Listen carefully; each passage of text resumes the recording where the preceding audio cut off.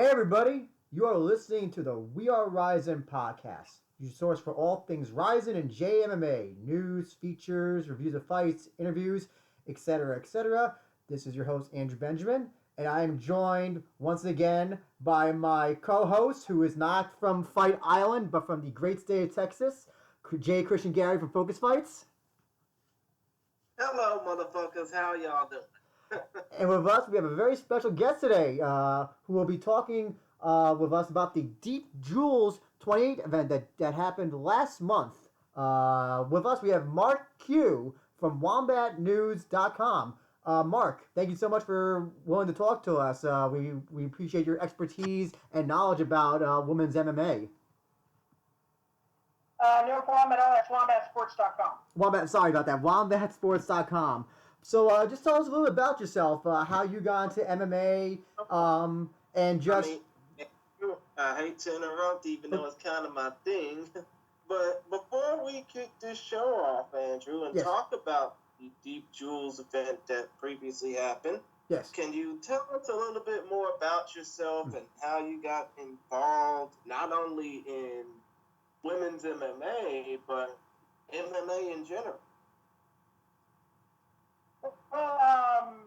Well, I guess the story goes is that, I was a fan of mixed martial arts ever since UFC 2, I think. When my friends were like going, you like professional wrestling, right? Want to see the real thing? I guess where I got to see Royce Gracie, who I really, really liked, and liked how we kind of had the submission grappling game, jiu-jitsu and all that as well. So, I was always a fan of mixed martial arts and always a fan of pro wrestling, and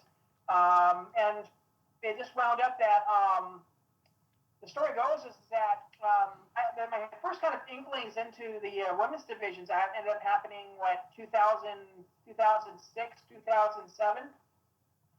I was working for a television station down in Florida. There was an MMA event down there, and they had a female fight. And I was gracious enough to be able to watch that. It was my first ever live event I've ever watched, and it was fun to be able to watch them as well. And actually, about 2 months later, I ended up going to an old UFC event down in Florida. This was a televised one.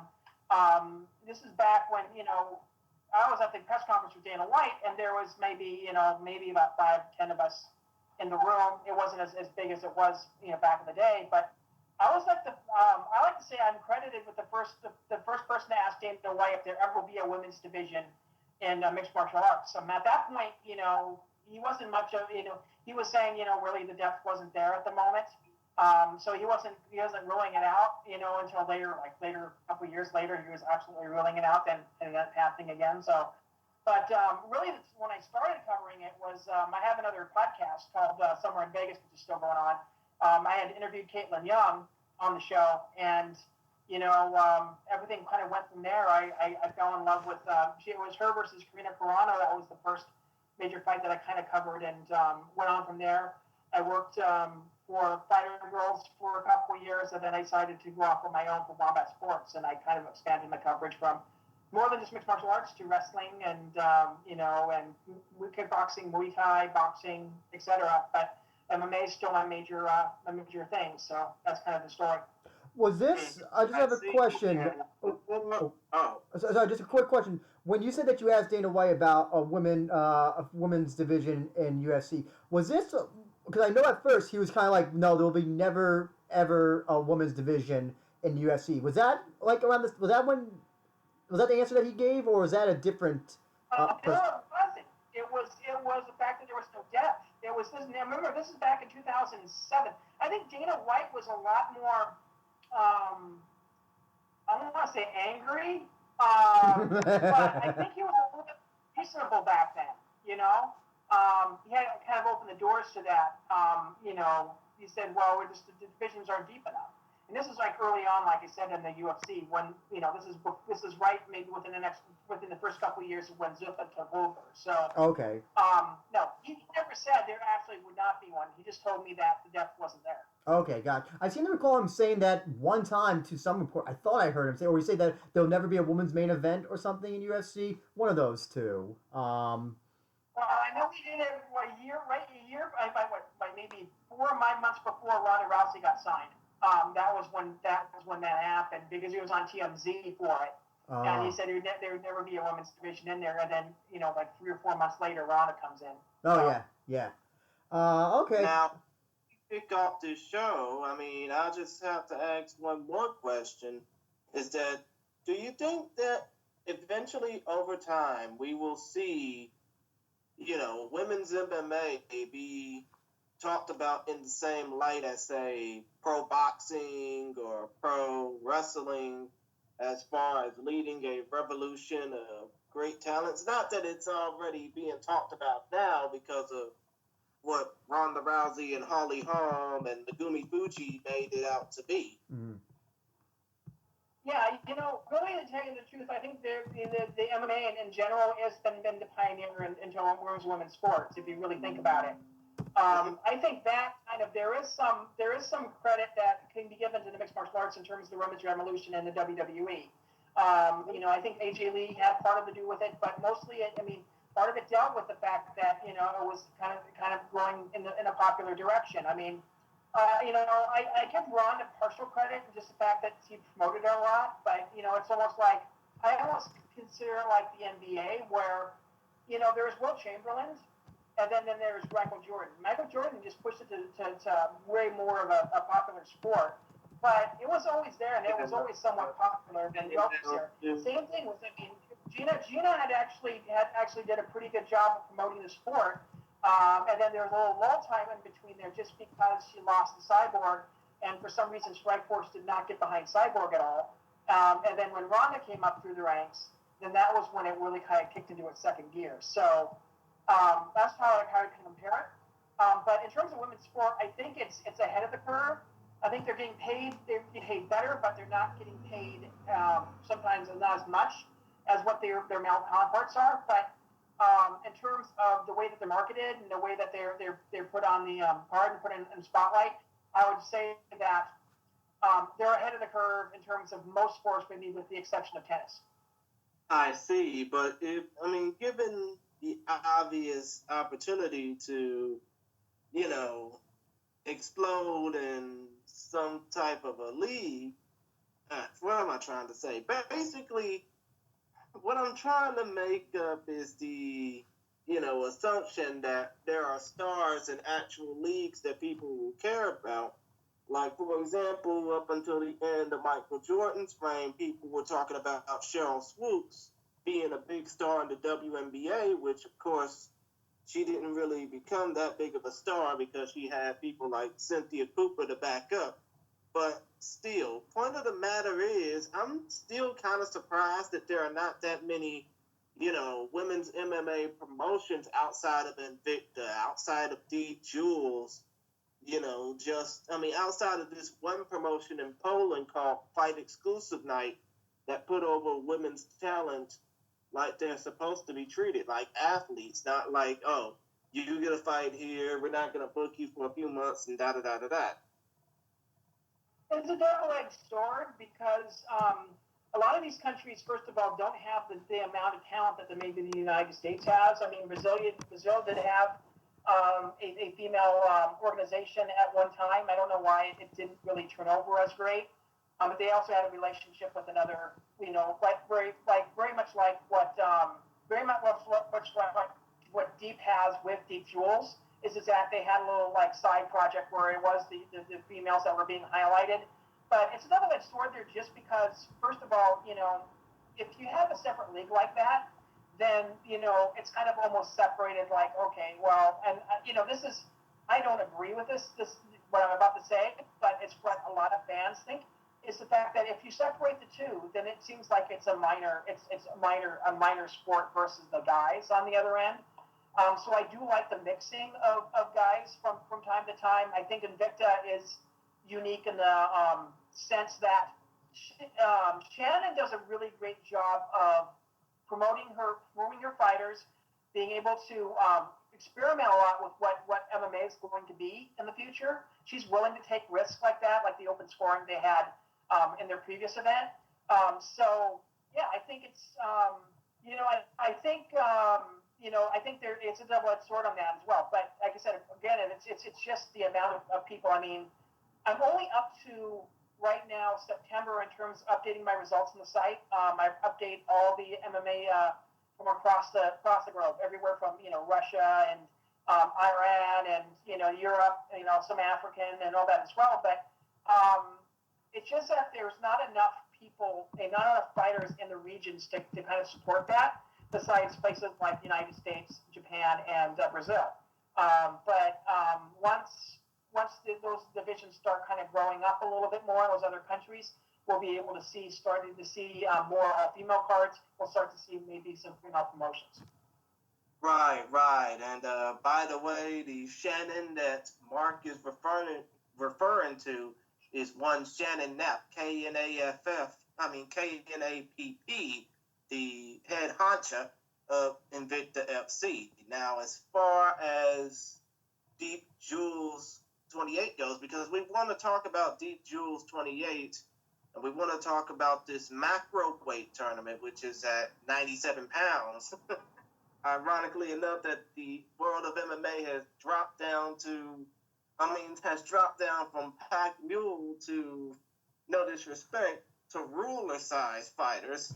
But when you think about Deep Jewels and what they're doing with the 97-pound competitors, the under 100-pound competitors, I mean, do you think that if and when this whole pandemic blows over, that we could potentially see, these stars, these macro weight competitors possibly get fights in atom weight or super atom weight with Rizin?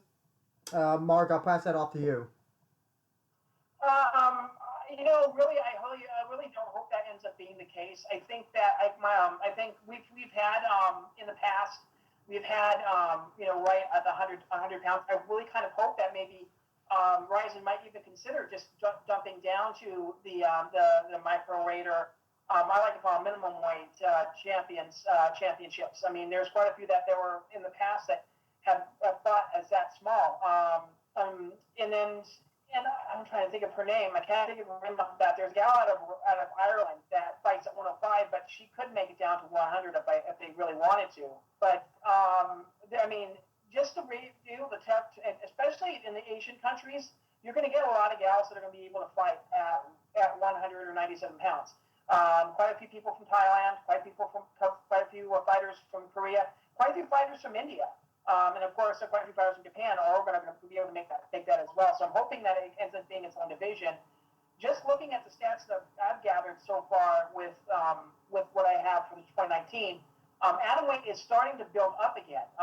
There was a time where a lot of the fighters were moving up to 115 because they had opportunities to go over to the UFC.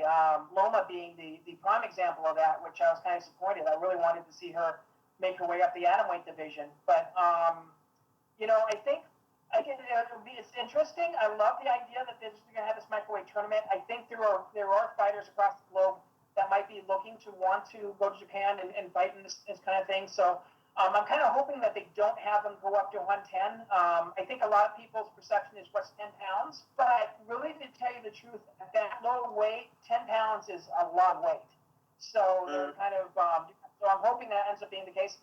And I think there's a lot of atom weights out there, I think, that could fill up that super atom weight in the Rizin. So I'm really kind of hoping that Rizin kind of take that into consideration.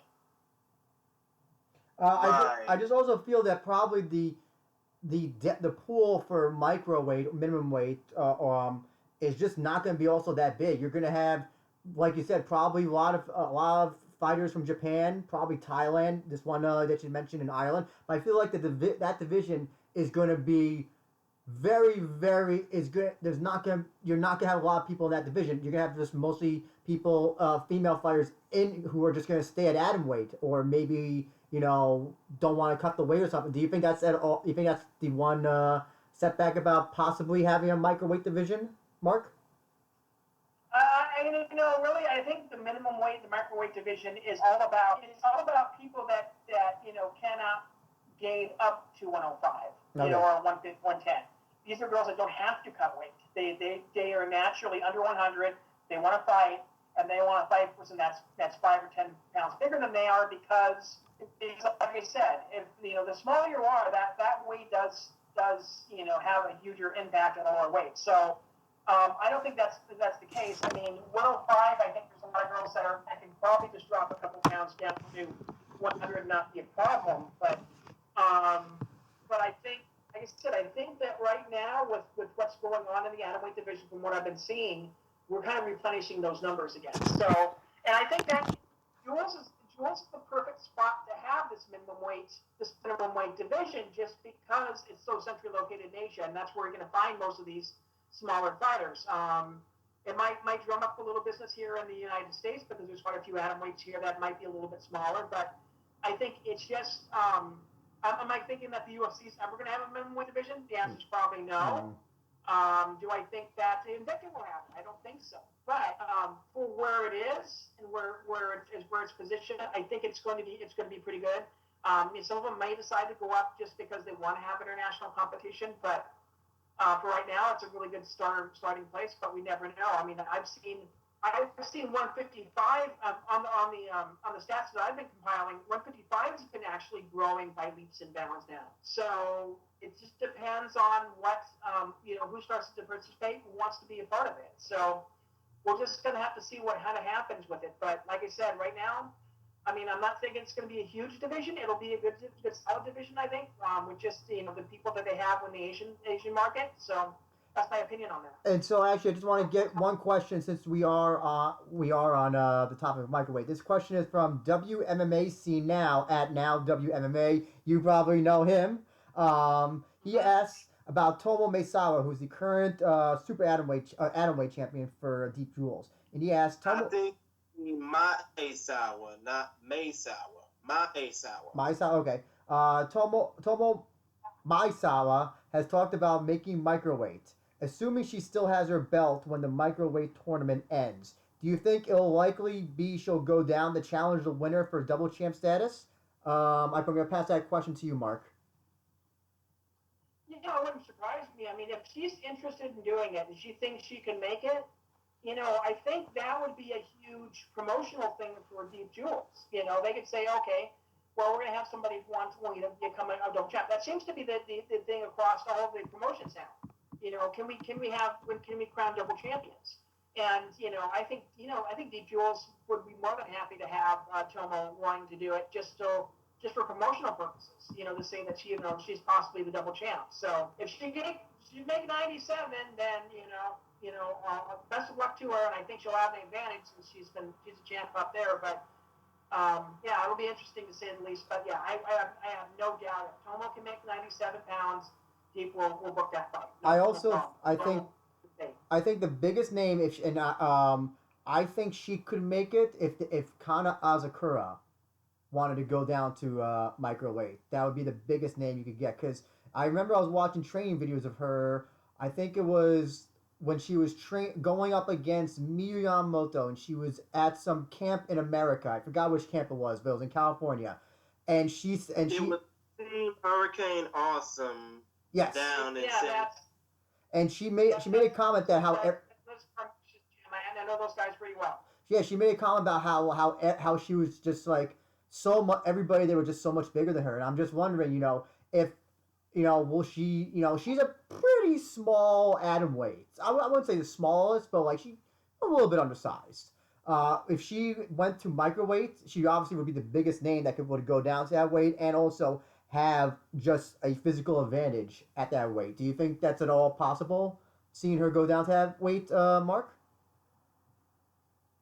Again, I think if she's willing to go down that far, I think she can do it. I mean, she's really more or less a muscular gal too. So I mean, it's going to be kind of tough to kind of make that weight just because, her trying to get rid of those extra pounds or those extra fat pounds might be a little bit harder.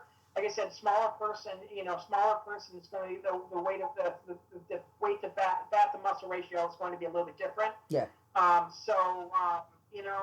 think it's possible, but we'll see. I mean, I'd love to see her fight at 105, and maybe make a run at 105 for a while. I mean, I would love her to come here to the States, maybe just to fight for Invicta for maybe a fight or two, just to see how 105 fits her.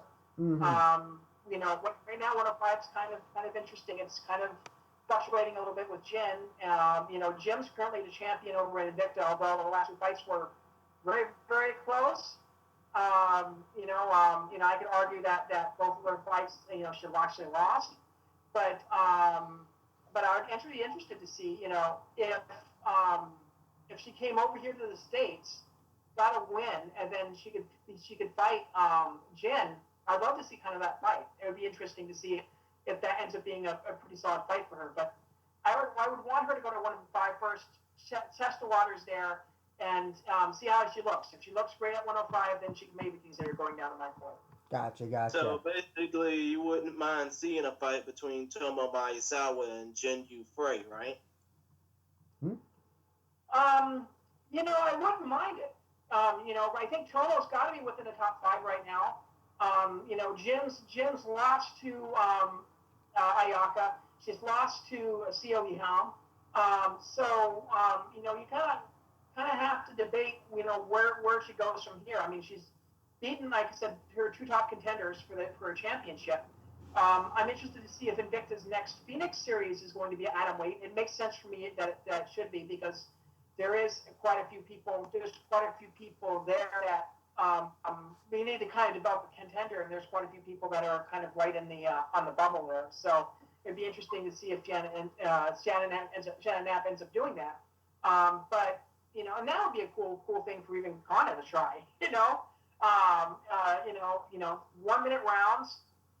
Go in there, do as much as you can in the first 2, and then go into that last one. I'd be interested to see Kana do that one. So, but yeah, it'd be interesting to see Tomo kind of face Jen if Jen's really wanting to be a double champion.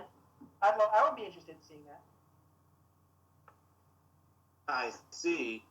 Now, without further ado, can we get to the Deep Jewels 28 card? Because we have some more questions to ask about that, but we want to get through at least part of the fight card first before getting to our next question. Yeah, so Christian, whenever you're ready, kick it off. Okay, so Deep Jewels 28 happened on February 24th, the early morning hours of Monday, February 24th, at New Pure Hall in Tokyo, Japan. There were 8 fights a part of this card, and 2 of them were part of the microweight or minimum weight tournament with 1 reserve, obviously. And there was a whole bunch of action going on, with 1 fight being over the 145-pound limit, and that was the main event, but we'll talk more about that as the event rolls on. Anyways, there were 8 fights on the card. Our first fight was a minimum weight or macro weight tournament reserve fight, as Moe Sasaki got her first professional win, defeating Sae Kokuho via unanimous decision. Sasaki gets her first pro win in her first overall pro fight. Kokuho drops to 0-4. Now, of course, I did not see the Deep Jewels 28 card, even though it's readily available on YouTube. Mark, Andrew, any thoughts about this reserve fight? After you, Mark. I only caught 3 fights on this card. That one being one of them. Obviously being a minimum weight fight, and these 2, one of them is being their first pro fight of it as well.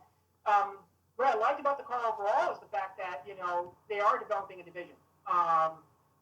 When you have a tournament like that to crown a champion, and then you have other fights that are reserve fights or whatever, it kind of helps build up the division a little bit as well. In that one, I think it was unanimous decision. It was a lot of a lot of cage fighting. A lot of grappling against the fence for most of it. It was interesting to see some of the grappling that was going on in there, the scrambles between the 2 of them. So, you know, it's interesting because, I think sometimes people think that, microweights don't have power in their hands or whatever, but you gotta think of the smaller skulls in there too. So I've seen, like I said, great exception to the rules is Seo Hee-ham because she has power in those hands, even if she's at 105. So, I think we'll see a lot more submissions, a lot more scrambles in this division. This fight just happened to be, I think a little bit more, kind of grinding against the fence and all that as well. So, that's all I got to say about this one. I think I said I only watched 3 fights. I went this one, and then the Am fight, and then King Reina's fight. So. Well, regarding this fight, it was definitely, you could definitely tell that it was a fight between, I don't want to say amateurs, but like people, 2 fighters who don't have that as much experiences as the fighters who were later on the card. Just from the way. Actually, Kokuho had more experience. She's just a 4-time loser. Yeah, that's the last. There's a reason why she's a 4-time loser because, it showed in the fight. It showed in the fight because Sasaki basically just woman handled her for the entire fight. Pushing her against the cage, holding her against the cage. Yeah, it was basically Sasaki looked like the better fighter, even though this was her first pro fight. If one of the people in the finals of the if for some reason they have to replace Sasaki with one of the finalists in the the microweight tournament, I do not see her going far against the 2 winners, or even I would say the 2 losers. I'll put it that way. But I mean, hey, you know what? It was 2 rounds, 10 minutes. It went by. It went by pretty fast. Actually, every fight besides the main event was 2 rounds, 10 minutes. With that being said, Christian. Yeah, and the thing about. Sorry, go ahead. And the thing about microweight division is that they are fast. Yes. That's the thing too. I think you're going to get a lot more action in those 5 minutes than you would usually get in anything else. I mean, the heavyweights or whatever. But it's a different thing where things are faster when they go to lower weights. So the one thing it does give you is a lot faster speed. I think part of that deals with the fact, obviously, that they're smaller, but also the fact that they don't have to cut as much weight. If you don't have to cut weight, then you're free to have that extra energy to whip around that. So I think it's kind of exciting to have a thing like this going on. Oh yes, I don't. It's a lot faster. Never as much pauses as you usually do. I don't think I saw one fighter on this card get gassed. As far as I can remember, I don't think any one fighter got at all gas on this in this entire fight card, even the main event. Well, it didn't last long, but nonetheless, there was no no stalling. There was no. I didn't see any big huffing and puffing as far as I can tell. I just want to also say as well. So the Deep Jewel. So they basically, for the most part, use like one hard camera, but then they'll do occasional cuts to like these to like the cage cameras, which I thought was very interesting because the Deep Impact shows. They only use the hard camera, but it looks like the Jules fights, they actually use like multiple camera shots and multiple angles and all that stuff. So I just thought that was interesting as well. Yeah. So with that being said, Christian, you want to move on to the next fight? Yes, let's go ahead and move on to the next fight, which was the first strawweight bout of the event. At 115 pounds, Chisato Wada knocked out Tomoko Inoue via first round TKO. 1 minute, 6 seconds. Now, Chisato Wada gets her first professional MMA win opposite one defeat. Inoue loses in her first overall MMA fight. Now, I just gotta ask, do y'all like the idea of novice fighters, fighting to get that first win? To get that first win, and what were y'all overall thoughts about the 66 seconds of action? MarQ, did you happen to see this fight?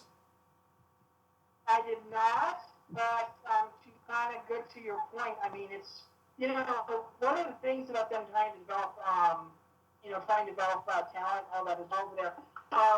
There isn't much of an amateur kind of thing going on over there in Japan.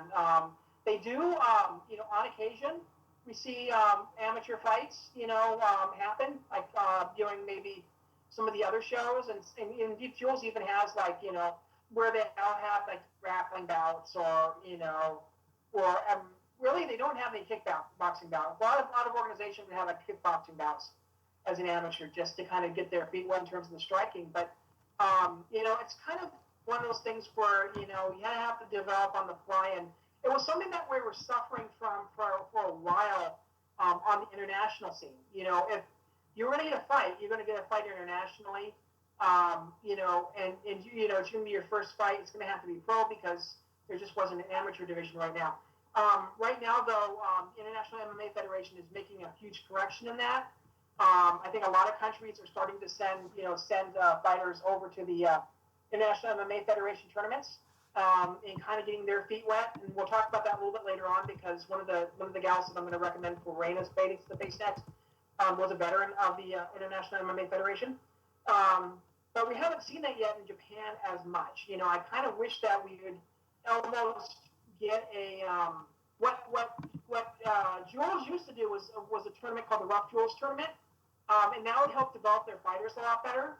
And I kind of wish right now that they did that again, where we had some of these gals that were looking for experience going to these rough style tournaments. So some of the people with maybe 1-0-1 or 0-2 can kind of get a head start or whatever, and just gain some more experience.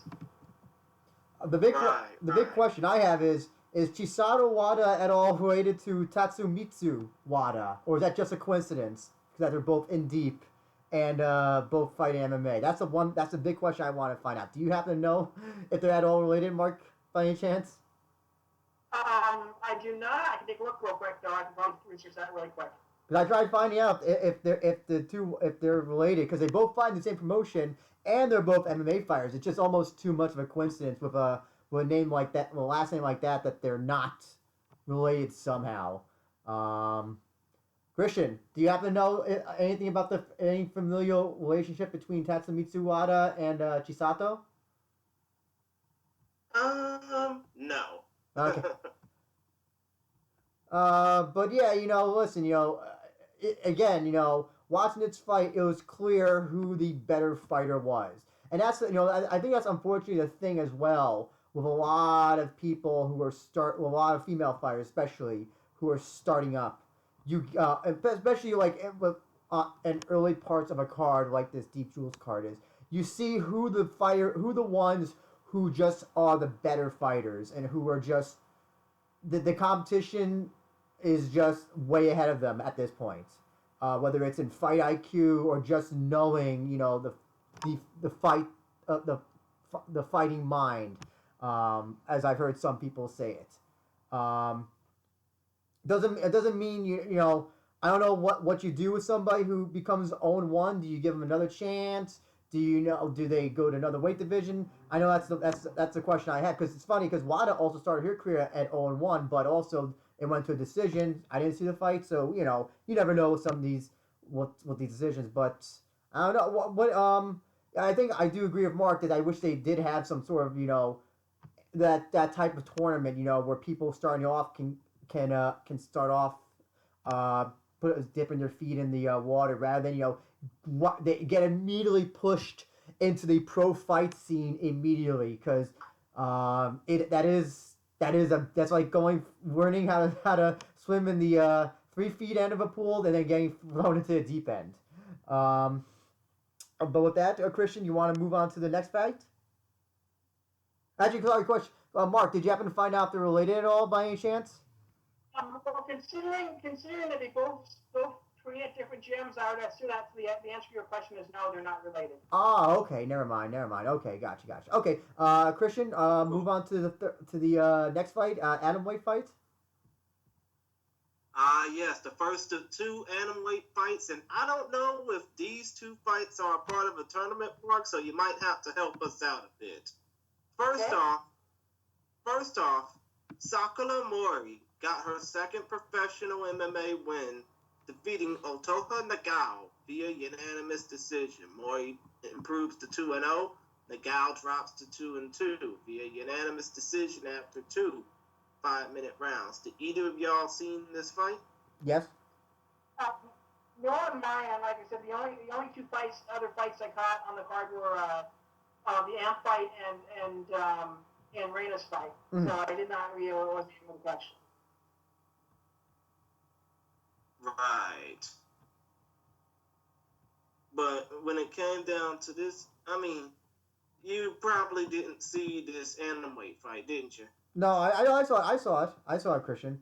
What I can tell you is any analysis?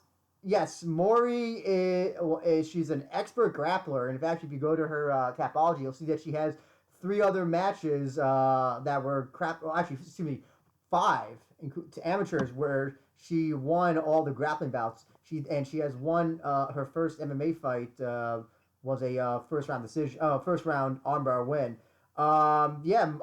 Basically it was just Mori taking down Nagao for like the entire round and trying to work for that submission. Nagao had nothing to answer for Mori. I thought it was just a clear cut win.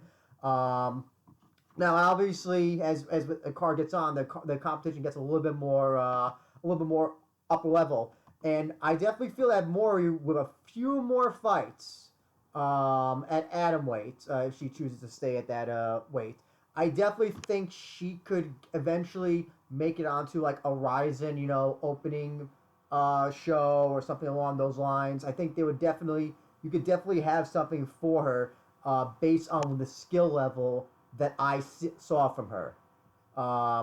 Who would you? I don't know. Who would you put her up against? Like you have to probably find like I don't know. I'm trying to think of like not an easy opponent, but like an apical opponent to somebody who's making their debut on like a big stage. But yeah, I definitely could see Mori eventually making it onto the Rizin stage, or Invicta if they do like an atom weight thing.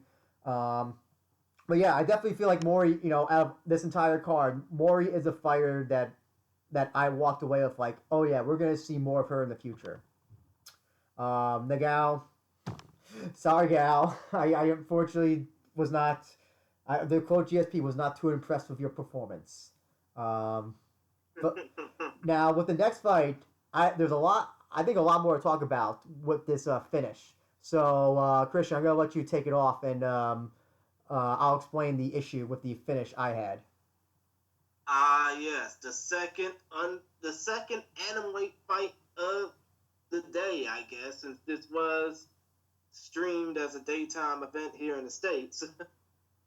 But the second atomweight fight of this event, the strongest underground idol representing Kamen Joshi, Rizin alumnus Nanaka Kawamura knocked out Mika Sakamoto via TKO. 2 minutes, 56 seconds, round 1. Kawamura, who lost her Rizin bout at the Heisei/Yarnoka event back on New Year's Eve 2018, improves to 3-5. Sakamoto now winless in 2 fights. So all I just gotta ask is, how do y'all think that Kawamura will continue to improve if she gets finishes like this? If she continues to get finishes like this? Yes. MarQ, I'll let you answer that first. Yeah, I was just reading about the fight. My good friend MMA Rising has a really good breakdown of a lot of the fights. So I'm kind of catching up a little bit as well. But the thing with Jules is the fact that they have a roster where they don't eliminate fighters too often. They don't fire too often. If they're willing to fight, they're willing to fight. So you'll get a lot of times where people will lose a lot of times and then suddenly get back on track sometimes, down the line. Selena Haga, I think, is the greatest example of that. She went on this huge losing streak over in Deep Jewels, and then finally just hit her stride and went on a 4, 5, 6 fight tear. The thing about losing fighters is that you have to change up things. Obviously, she has. Nanaka has actually done that. She's been obviously doing something a little bit different in her fight camp to change her results. So although it was an early stoppage, I think, and we'll talk a little bit about this with King Reina too. But with her, I think it's just changing up things in her camp maybe is maybe what's been doing it. So if she's feeling, she's feeling she's doing the right thing, and this is what's giving her success, then maybe she needs to start continuing to do the same thing. So it's just about things changing around and turning things around. Roxanne Modafferi is another example of this. She was losing over in Japan for quite a while, and then she moved here to the States, ended up going to Syndicate, and started winning matches left and right. So once you change up some things in terms of your training, then you can turn that losing record into a winning record really quick. I just want to talk about the ending a little bit because you know what the ending reminded me of. Actually, you bring up Yaranoka. I don't know if either of you remember the way that the Kana Watanabe Shinzuki Sugiyama match ended, where she punched her. Shizuka Sugiyama match ended where Watanabe punched her. Sugiyama went down. It looked like she was holding her hands down to brace for her fall, but then the referee I guess thought that she was knocked out and ended the fight without any additional damage being taken. This fight ended exactly the same way. But the thing is, Mark, go ahead. Sorry, go ahead, Mark. You happen to know who referee was that fight? I think it was Herzog. I believe it was Herzog. Oh, okay. Just wanted to mention that the referee in this fight was Yashiro Tozawa, who was the referee in this particular fight. Okay. Sorry, Christian. Go ahead. Yeah, but Andrew, the thing is, this Kawamura Sakamoto fight lasted a hell of a lot longer than Sugiyama versus Watanabe. Yes. Yeah. So you have to think that Kawamura just took her time with Sakamoto, right? Oh no, Kawamura was winning the fight for most of it. But it was just like a very she just kind of like fell down from the punch. It wasn't like she even hit her. She even braced for it. She braced for it because she put her arms out so that she wouldn't fall down. It wasn't like she hit the back of her head and then was woken up. I think she was clearly cognizant that she had been punched. I think it was now I know that Deep Jewels, especially, and I know for a lot of amateur fights here in New York, if you get knocked down from a punch, the ref ends it. Because at the amateur level, they don't want any follow-up damage. I think now with Deep Jewels, the rules are maybe a little bit different. I don't know, but I think that the referee could have at least allowed it to go on after, judging by how Kawamura's opponent was still, I think, awake or still cognizant. Well, she had fought her way back up to her feet. Then she continued her punches, but if she was still fighting out of the way, she landed a bunch of punches. Let me read this from my friend MMA Rising. Let's see here. She worked from the top by landing numerous hands to Kura's face and half guard. Kawamura scrambled back to her feet and charged at Sakamoto with left and right hooks. All of them landed, and Sakamoto turned her face to the side and retreated, and Kawasura continued to throw punches. That was enough for the referee to wave off the fight, which appeared to be a necessary early stoppage. Okay. So she was going to reset, and then she went after it, and the referee stopped it. I think if I'm reading that correct. Okay, got it. Okay, I'm maybe think of another fight. I want to ask from WMMA scene now about Kawamura. She was able to halt her losing skid at this event. Obviously, Deep Jewels wants to keep her around as ticket sales seems to improve whenever she fights. And Kamen Joshi, her idol group, performs at these shows. But the question is, what should they do with Nanaka Kawamura? Should they keep building her up against the debutantes, or should they give her better and stronger competition, even though Unfortunately, we seen that in Rizin when she faced off against Ai Shimizu, and that really didn't go too well. Yeah, I think, that's the thing about Japan is that they are worried about ticket sales. And if they can get somebody popular, they'll chop to be able to gain ticket sales. And I think that's what Chief Jules will probably do. They'll probably have her face either debutantes or more than likely maybe somebody that's 0-1 or 0-2, and then just kind of build her up that way. And once she gets a winning record and gets a good 3 or 4 wins under her belt, then maybe consider upping the competition and doing that as well. A lot of amateur promoters out here in the States do the same thing too, where they'll if they have a star in their midst, then that's what they do. I also just want to correct myself. That ending I said for the Kawamura one. Sorry, I mixed up in my notes. That was the Chisato Wada match that I was referring to, that ending. So I take back everything I said about the Kawamura. I actually know I like that stoppage was okay because she turned her head. The Chisato Wada match ending was the one that I had a little bit of a tiff with. Sorry about the confusion about that.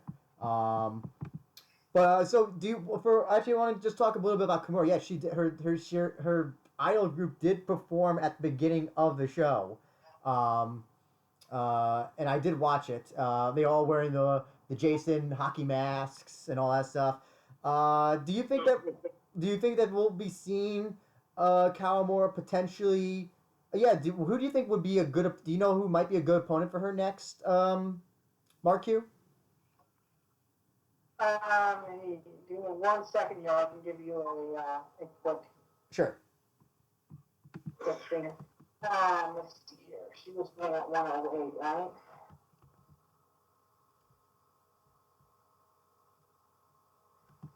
What would be interesting is if they end up sending one of the Rockets against her. Because where Rockets would they'd probably have somebody that either have to I think they had a Rocket on this card. We'll talk about her next, but she might go down. I mean, if the Rocket, if Amps any indication, a lot of these girls are actually fighting up in the weight for their first fight, and then they kind of adjust what weight they want to do for the next one. So maybe the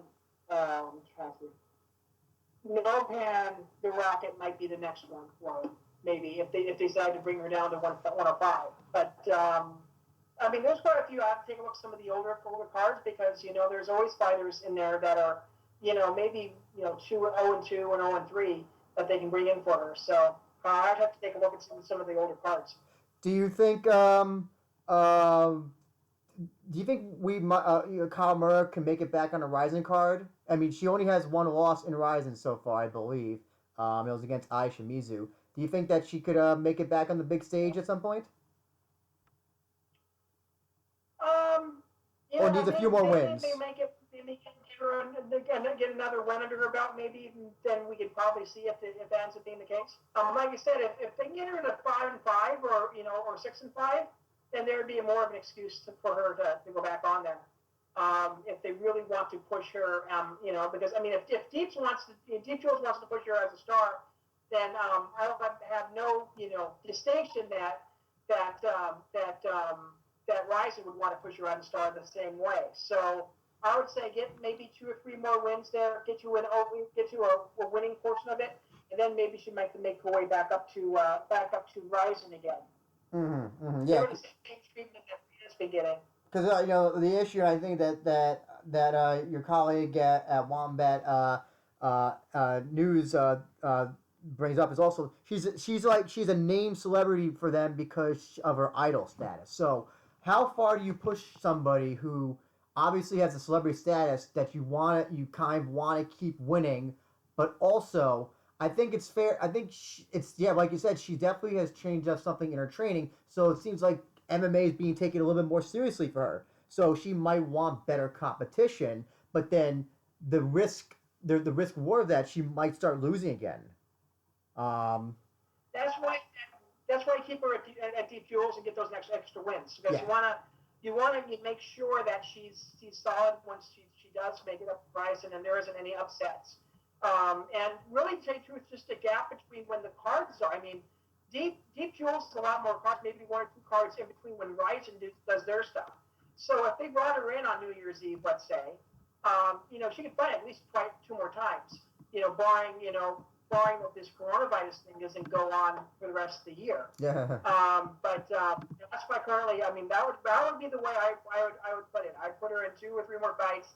If they can get her, if she can get 3 more wins under her belt, then bring her back to Rizin. And if you do it, you bring it to the big show. You bring it back to maybe day 1 of the Rizin New Year's Eve. That would be my recommendation. Great. Christian, you want to move on to the next fight? Yeah, let's move on. The second of our 2 strawweight bouts of the evening saw Miki Motono defeat another one of the Rockets. This time it was Nongpan who ended up tasting defeat. 4 minutes, 27 seconds, ground and pound. Motono ups her professional MMA record to 4-1. Nongpan 0-1, fighting out of the Tam Tong Gym in Thailand. Now, as far as all these so-called the Rocket fighters and the Pocket Rocket and all that, I mean, do you think that Tam Tong Gym is really putting over all these fighters with the name the Rocket in them and, trying to ship them out to Japan as best as they can? And as far as Motono goes, obviously she should be a top contender for the strawweight title now, considering the fact that it's vacant still, because of course Mizuki Inoue held that title and now she's in the UFC, so that belt may as well be vacant.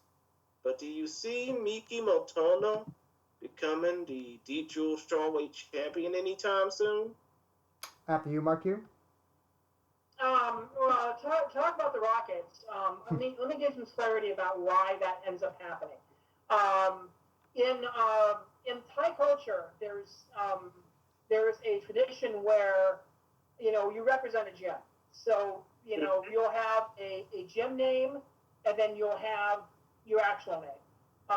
With the Rockets, obviously, I consider it similar to what the Pitbull brothers do, because there's Patricky Pitbull, there's Betchwell has nicknames the Pitbull, but she is also a Pitbull, So it's very similar to that situation where all of them are nicknamed the same thing across the board. In terms of that, it's very similar, I guess, almost I would say almost similar to the dates, over in Japan too, because there's no redate, there's such and such date, it's this date, that. They were in a Deep Jewels for a while too. But it's very, very similar to that situation. That gym in particular is very interesting, just the fact that they've gone over to the MMA realm. And they've done very successful, I think, in the start of it. I think a lot of these people, again, they're coming from a, maybe a Muay Thai background, but they're picking up the ground game pretty quick. But, again, you're kind of facing these people against some more seasoned veterans, so they don't have that time they don't have the time to kind of develop a little bit. Thailand does have an MMA scene, believe it or not. So I haven't had the opportunity to really I kind of wish they would do that, because they do have an amateur on a couple of cards, just to get some experience in the cage before they even go up to a Deep Jewels event where they can do it. So that's I'd love that to happen. I mean, I think Amp's right now really doing very well for herself, and again we'll get to that in a bit. As for Miki, the strawweight division is really, really good right now.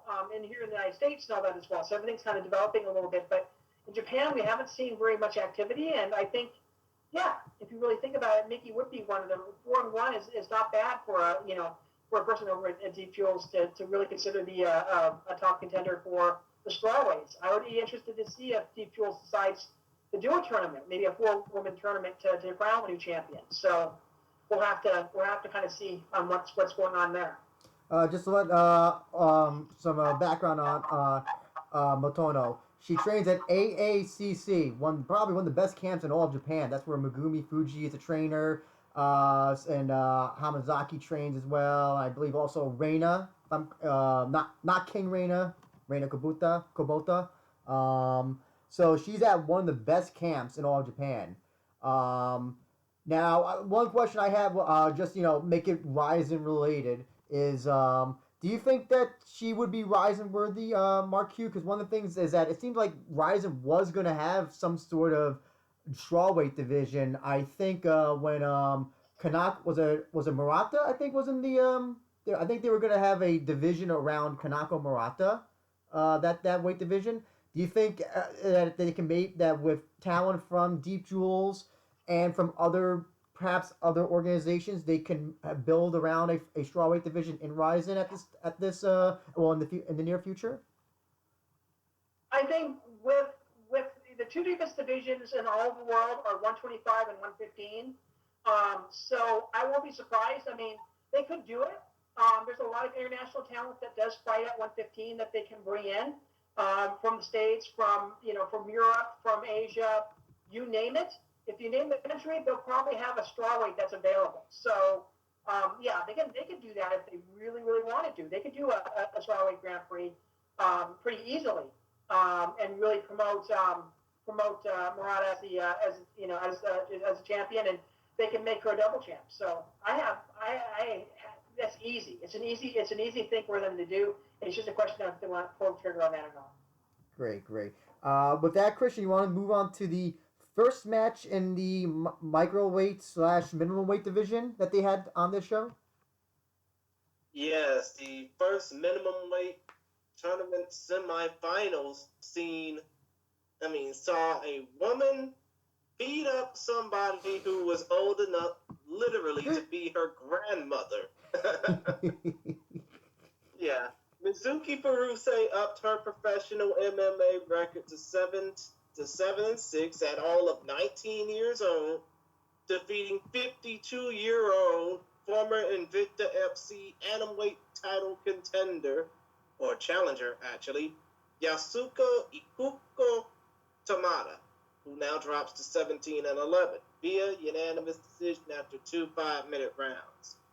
Now, as far as Tamada goes, obviously, a lot of people have not seen her since that one Invicta appearance, but for the former Valkyrie flyweight champion, do you think that even though she trains with Megumi Fuji at Ane Abe Combat Club, do you think that it's time for her to just go ahead, hang up the gloves, and start knitting crochets or something?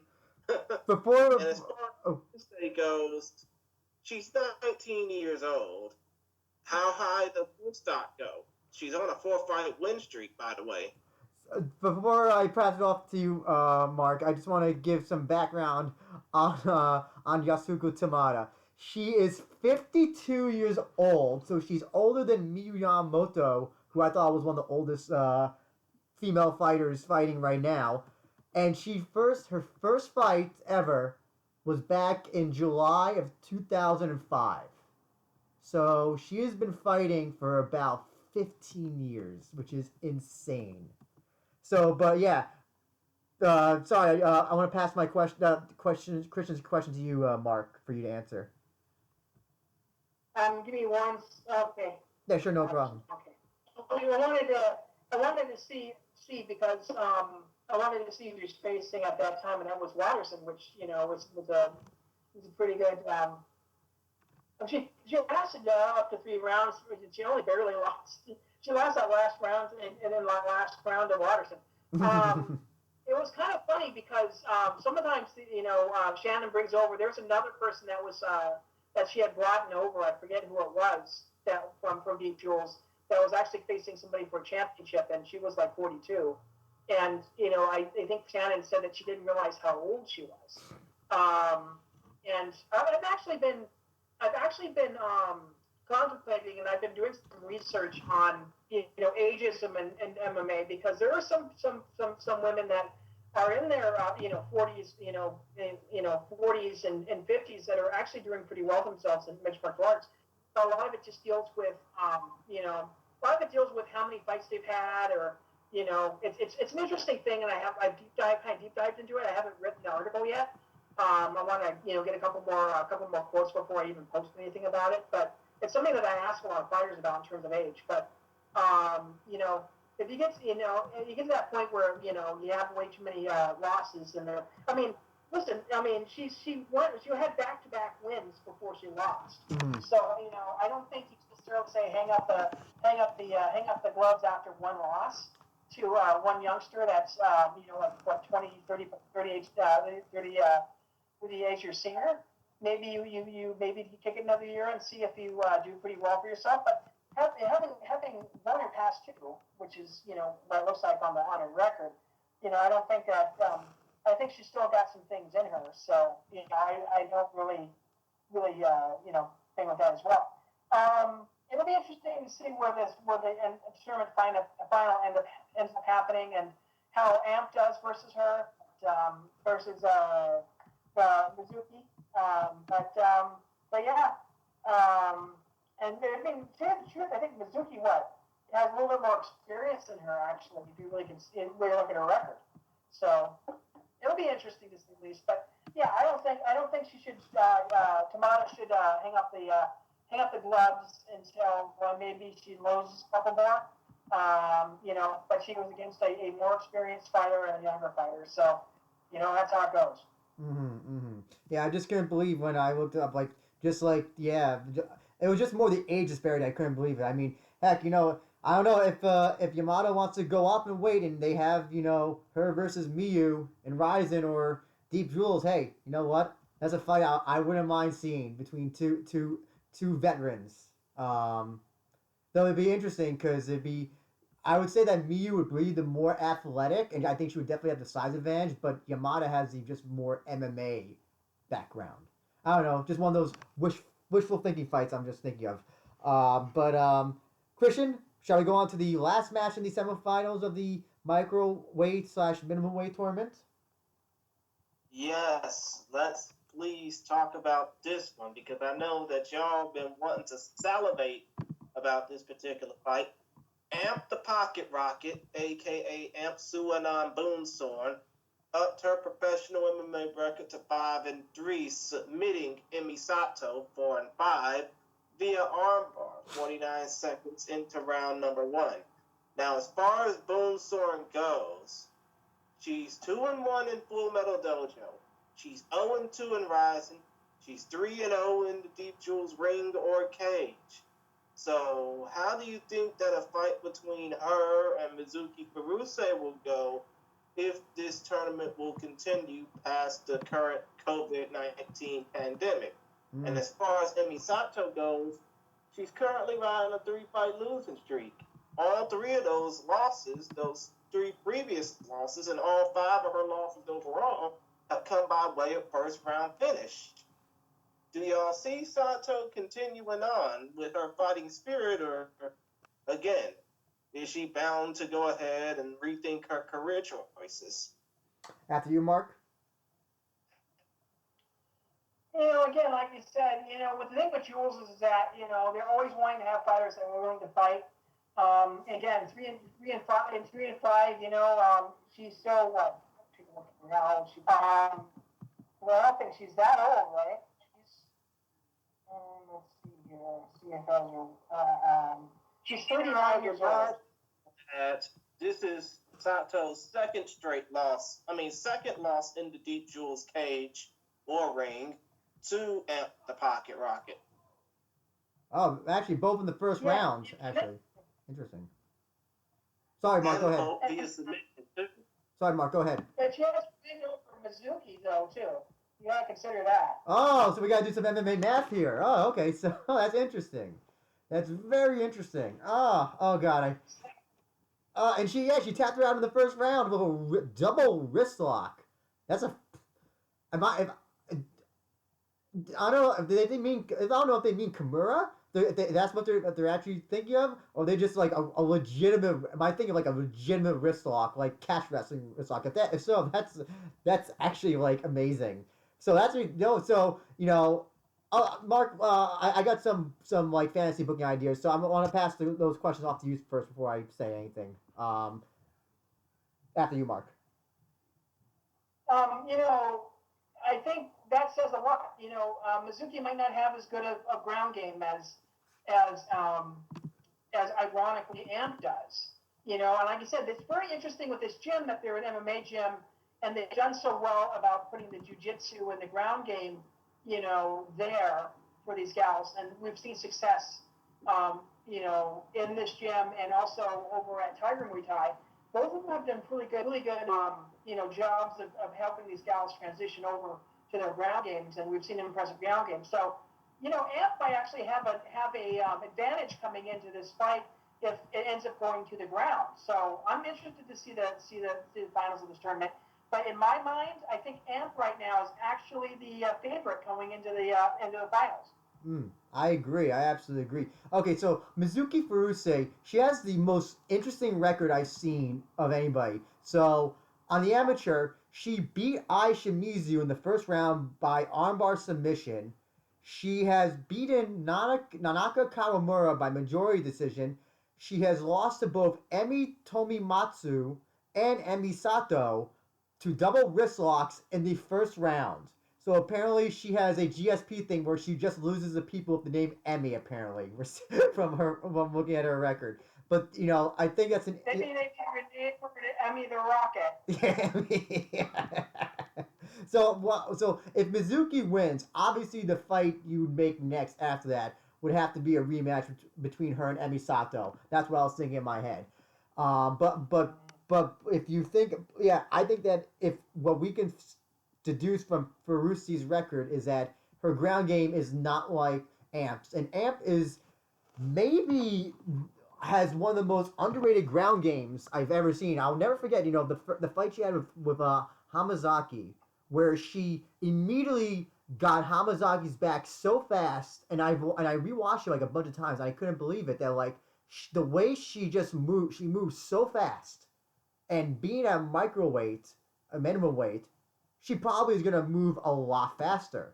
So that fight, I easily see going to the ground. Ferrucci is gonna get like armbarred or maybe double wrist locked again, and so I don't think that match that when they have it will make it to the first beyond the first round. In my personal opinion, I think that Amp is an underrated MMA fighter and someone to look at as a future, I don't know, regular Rizin regular or whatever. But she's definitely going to be. She's a fire to look at. I'm trying to. I mean, and then if she wins, I don't know. Mark, who if Amp wins, who would be a good opponent? A good opponent to to defend against the microweight and a after that. There's a gal that trying to remember her name off the top of my head. Veteran fighter. She fights at minimum weight. She used to fight at atom weight. Probably has like the third.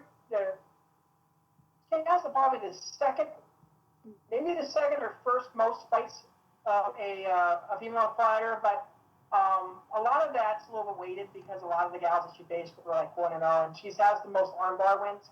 I'm trying to remember her name off the top of my head, but she's a microweight gal. And she was off for a couple of years because she started a family, but she came back.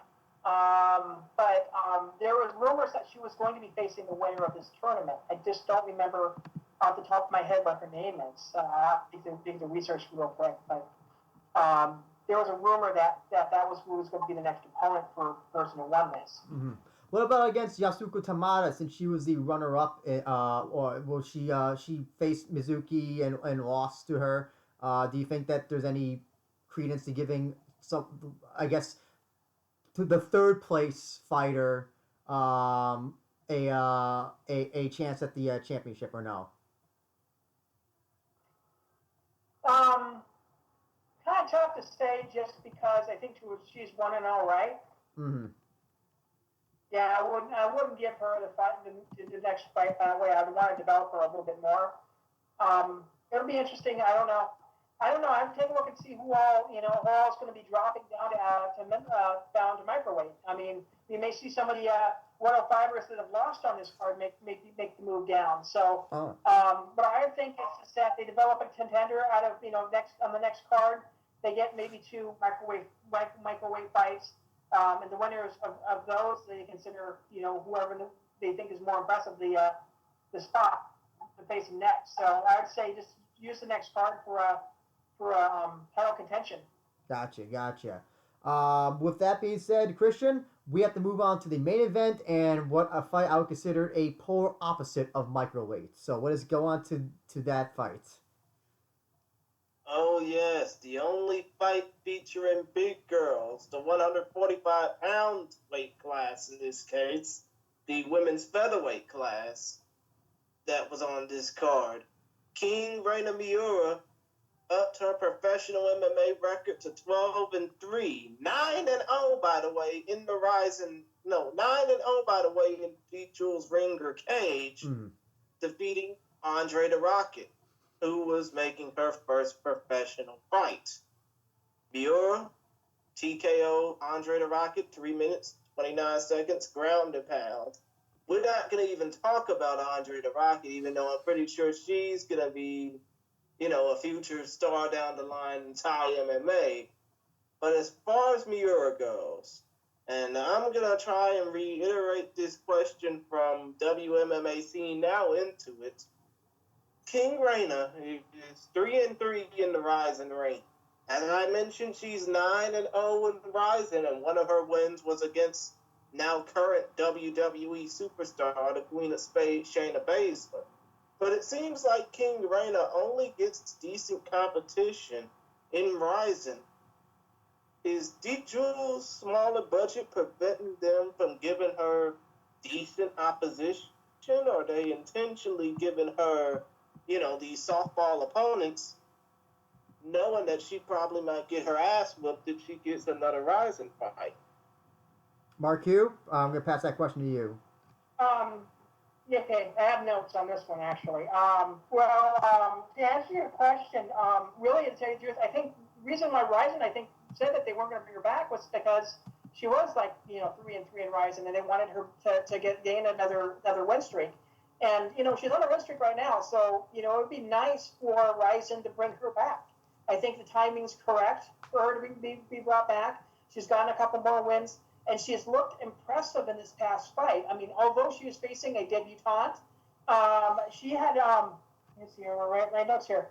She really had nice hip movements going through the fight. I mean, she was able to control when she's a judo player. But the biggest problem with judo players is that when they throw a person, then things kind of get out of control on the bottom, and we can wind up on the bottom just because somebody moves their weight, shifts their body at a certain point. But the big thing about Reina was the fact that she was able to use those hips to be able to control position, and that was that's a big problem for a lot of gals that are into judo. And so that's really nice. I think her training over at King's MMA has done a lot to help her with that. King's MMA is really good. Rafael Cordero over there. Really great, UFC fighters. Wait a minute. So King Reina is actually traveling out to LA to train at King's MMA? Mm-hmm. Yeah, she did last year. Oh, wow. Interesting. But please continue. Besides the fact that she's really good at using her hips for position and to be able to maintain a really good ground position in that fight. Also, she's really developing her striking very, very well. I think earlier on it was a little bit more sloppy, but I think right now her striking has improved, 2-3 fold from when she started at the beginning of the time. So she's developed as a fighter. She's a lot better in terms of as a fighter, and I think she's right at that mid-thing status. I kind of wish, I can understand why they would turn it down. I kind of wish she would have went to the PFL to be a part of that tournament. It would have been really, really nice for her to have gotten that experience under her belt. She has a good enough record to be able to be a part of that tournament. It would be interesting to see her versus her versus Kayla Harrison, just because they both know judo. Although Kayla's judo is a lot more world class than Reina's is, but I think their decision was that they want to probably to keep her over there and Rizin or whatever. Maybe the PFL may shoot her a contract at some point, but I think she'll be back up in Rizin. I was doing a little research before we went on air of any possible opponents that we could see for Reina down the line if Rizin really does want to face her. There's like 3 Russians on my list. That one of them's a 2-1, one of them's a 3-1, and another one's a 3-1. They still be underexperienced, but they're on at least two fight win streaks. So that would be a kind of a little bit better level for her to face. One person I put on here is Julia Dorney. She's the former IMAF champion. For people who don't know what the International MMA Federation is, it's a world-class tournament. All of it's amateur fights. And so Julia has been, has done, I don't know how many tournaments, about 4 or 5 of those tournaments. So she's got a lot of experience under her belt. So that 2-0. What country is Julie Dorning from? What was that? What country is this Julie person from? Germany. Oh, okay. My apologies. Yeah, Julia Dorney, like I said, Julia Dorney's been doing, done quite a few tournaments. So her experience level is a lot more than you would expect from a 2-0 fighter. So she would actually be somewhat on the level of what King Reina would be. So I think personally, I'd love to see that fight. Although I think Julia would be kind of somewhat of a hassle for Reina, but it would be a testing. It would be a test her a lot in terms of that as well. In terms of Japan, Yoko Higagashi is currently 4-2, and she's been fighting out of Pancrase. So she would be somebody in country they could face over at Rizin if they really wanted to do that as well. And a wild card on here, but she has a losing record, but it would still be something into consideration considering Bellator has a relationship with Rizin. Hatis Ozert, she's currently signed with Bellator. She has a losing record though, but if Bellator does that super card again, they could probably bring her in and have her face King Reina, and that would kind of be a nice little crossover thing as well. So those are all the possible. And then, like I said, there's 3 Russians that are, one of them's 2-1, one of them's 3-1, and one is 3-1. And really, I mean, the reason why I picked those in particular is just the fact that they're foreign fighters, and they can bring them in relatively easy, except for that one that's a Japanese fighter. So it would be nice for Rizin to bring in somebody. There's plenty of people here in the States that would probably would itch at the thought of wanting to face King Reina, but I don't think Rizin will do it. I think they love to bring in people from like Russia or Asia or the European Union, pretty much, versus bringing somebody in from the United States. Just also as well, the landscape of MMA, currently we don't know what it's going to be like in the next few months. Russia might be the only option for the next few months if Rizin decides to run any shows.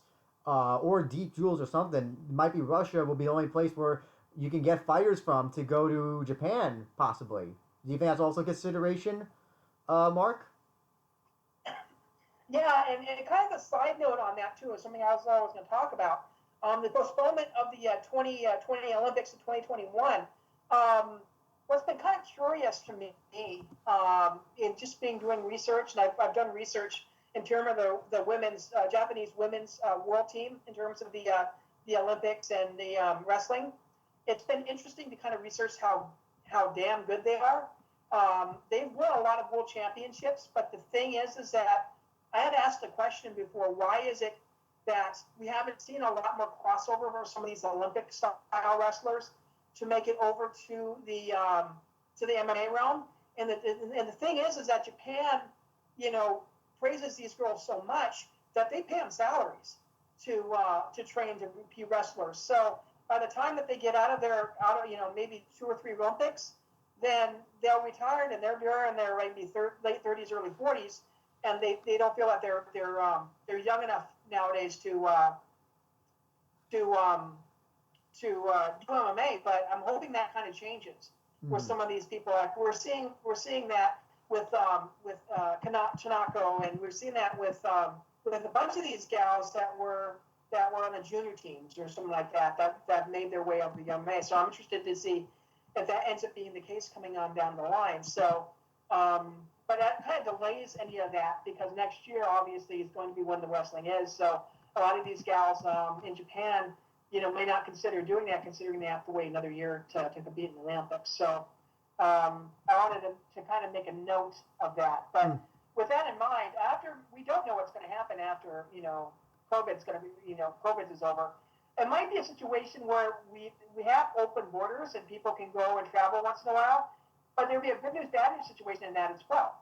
The bad news is that we're still going to have that little bit of a fear, but the good news is that that travel rates are going to go down. The ability to fly people over to Japan, I think, is going to drop because people are going to be afraid to go into any of the Asian countries because of what's happened. And I think that's actually an advantage to some of these promotions like Rizin and Deep and all that as well. Because if they can fly somebody in, $500 cheaper to come over and fight them, then they're gonna, they'll make an effort for it, to be able to bring some really good high quality talent in. So it might be a good news, bad news situation. It might be a good news that we're gonna have more people coming over. So I'm hoping that ends up being the case. I would love to. I've been thinking about going to Japan for the past 6-7 months. I really want to go over there and catch a Rising card or a Deep Jewels card, and be able to visit Japan. So I'm hoping that with the lower airline fares and maybe some of the lower hotel rates, we could possibly see more people, take advantage of that. So hopefully the promotions do take care of that. So, but like I said, we don't know anything until everything is over. So it's kind of one of those things we're kind of speculating here what will happen. Well, so, I can tell you. But like I said, I at least gave you one opponent that's in Japan that Reina could face. Yeah. Sorry, go ahead. Oh, sorry. Did you say you had another opponent, or was that all the opponents that you had so far? That was the only 5 that I put on there, just because I thought that they're non-United States, non-Brazil. Yeah. Because I figured that they always seem to want to have somebody kind of face her from a different country. Yeah. And I think they've kind of learned their lesson to bring in a foreign fighter against her because of what Caitlin did. Yes. So I think that's kind of the thing that they probably want to do coming in. So those 5 in particular, I think, are really good candidates that aren't in the United States. There's a lot of people in the United States I think that Reina can fight, but I don't think that's going to happen. You did also made the suggestion that maybe that she could have gone into the PFL lightweight tournament. It's a lightweight tournament, right? Not featherweight, right? Yeah. Yeah, the women's lightweight tournament. Yeah. So the one thing about Reina, for her weight, she is incredibly short. She's, what is she? 5'3", 5'2", something along those lines. Do you think 5'3"? Compared to other women who are lightweight, featherweight, they're like between 5'7". Caitlin Harrison, I think, is about 5'10", I believe. Do you think at all though she's also built differently? That's the other thing as well. Reina has a stockier build, but actually she has lost weight since when she first started in MMA. She has lost maybe about 30 or 40 pounds, it looks like. Maybe even more. Do you think that Reina's size disadvantage would have been a hindrance against the competition that is so far in the PFL Women's Lightweight Tournament? I have 2 thoughts on that. First of all is the fact that Larissa Pachenko and Sarah Kaufman are both bantamweights. And they did pretty well in the tournament for themselves. I think just the way that everything through their signing on there. So in terms of of the other competition in the tournament, she would match up pretty well, I think. She has, like I said, a lot more experience than some of the gals that are in the tournament as well. In terms of facing Kayla, if you're a judo person, you do want to be a little bit shorter just because.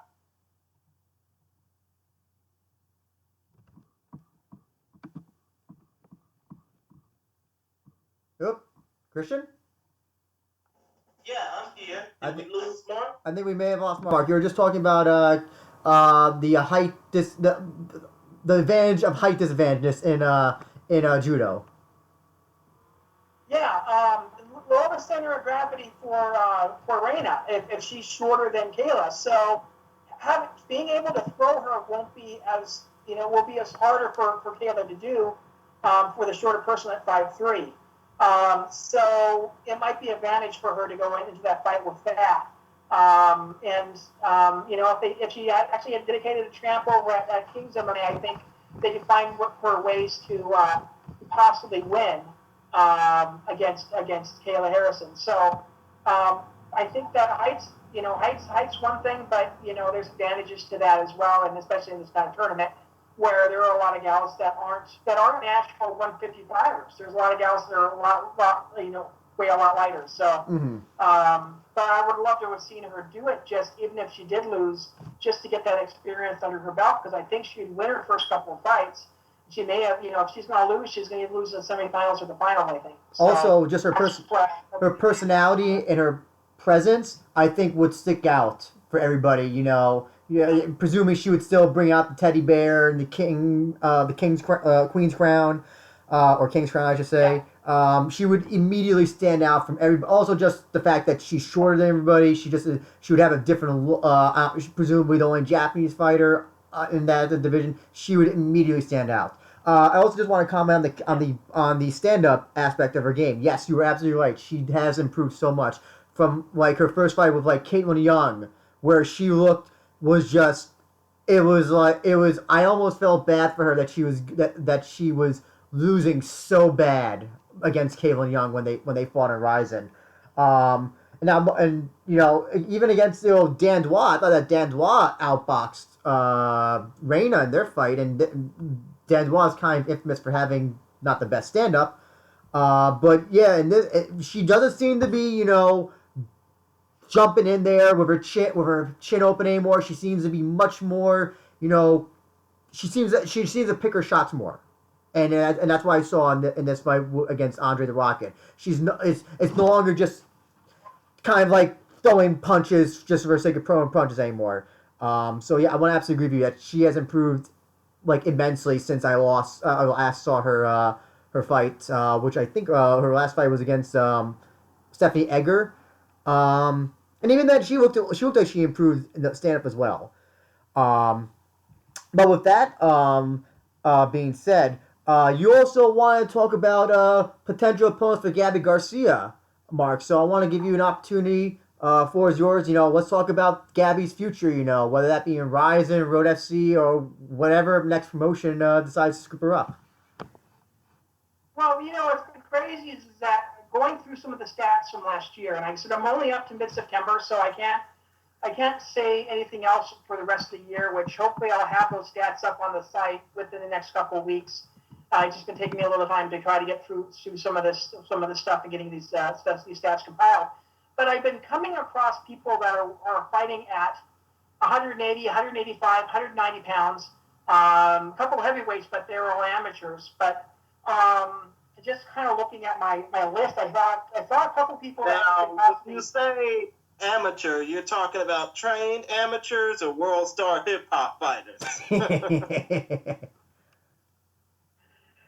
When I say amateur fighters here in the United States, as in their first or second fight in terms of their amateur career. So yeah, they've trained at a gym, they probably did. But those I'm not talking about them really with the idea of the opponents against Gabi, because the list I have, which is I got 3 fighters here that fought 185 pounds, and they all have pro records. So.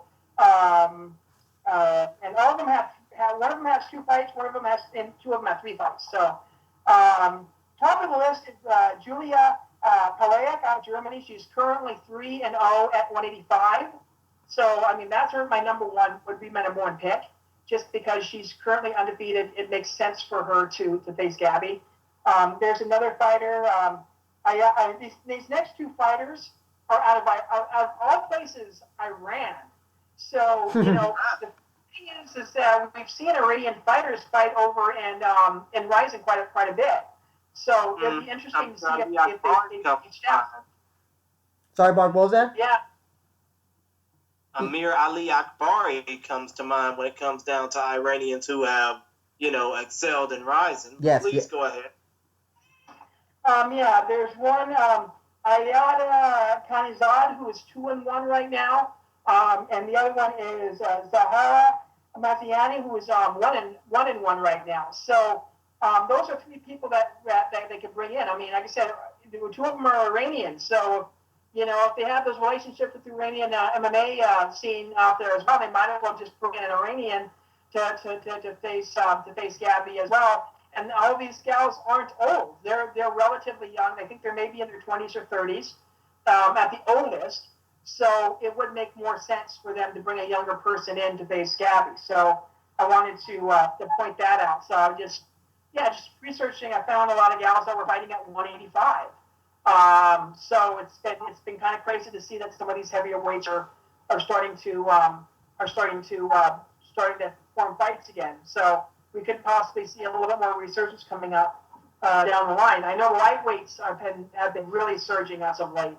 It's been crazy to see how many of the 155ers have been entering the scene as amateurs or had their first fight as a pro as 155. So yeah, it's been crazy to say the least. But those are the three people I researched that possibly could be possible opponents for Gabi.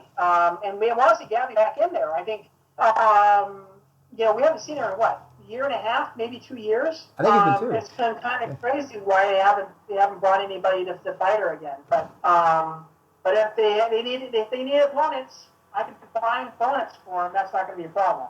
Well, here's the reason why. What I have been told, and it's kind of understandable. Nobody wants to fight Gabi. Nobody wants to fight her. It's kind of